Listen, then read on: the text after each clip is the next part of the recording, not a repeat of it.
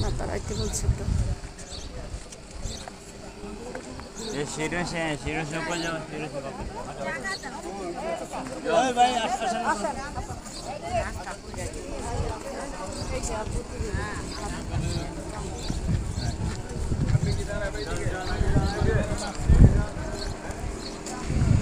এটা জাবালে নূর পাহাড়, এটাই আসল জাবালে নূর পাহাড়। এখানে আদম আলাইহিস সালাম না আপা, এখানে বৈশা যে আদম আলাইহিস সালাম আর বিবি হাওয়া আদম আলাইহিস সালাম একসাথে মিলিত হয়েছিল এই পাহাড়ের উপরে। এইখানে বৈশাই সে 350 বছর কান্না করছিল। আদম আলাইহিস সালাম এখানেই দুই দেশে পালাই দিছিল না, হ্যাঁ এখানে এখানেই কাঁদছে। আর এই আরাফার দিনে আবার মিলিত হয়েছিল। কত বছর পর? এটাই সেই আরাফার ময়দান। 350 বছর পর, 350 বছর পর, 350 বছর এখানে ধ্যানে বসছিল, এখানে আল্লাহর কাছে কাঁদছে। আল্লাহর কাছে কাঁদছিল।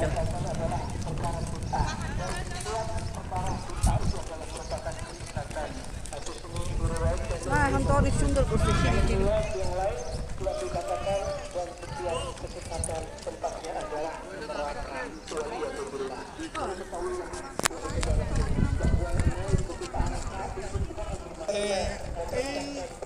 আমরা এখন আরাফাতের ময়দানে আছি। ওই যে ঘুরে আসছেন যে এগুলি সব আরাফাতের ময়দান। পিলারটা দেখা যাচ্ছে, এখান থেকে নবীজি বিদায় হজের ভাষণ দিয়েছিলেন। আমরা এখন সেই পাহাড়ে ওঠার জন্য সকলে যাচ্ছি।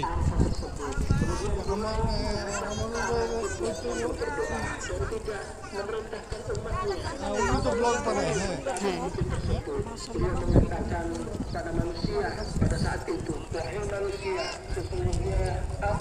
মানুষ কিন্তু সবাই ছড়ায় ছিটে আছে। হ্যাঁ আমার তো ইচ্ছা আছে। কেস করেন নাই? না আমি কেটসের, আমি এটাতে কমফোর্ট, আমি উঠতে পারবো, আমি উঠতে পারবো ইনশাল্লাহ।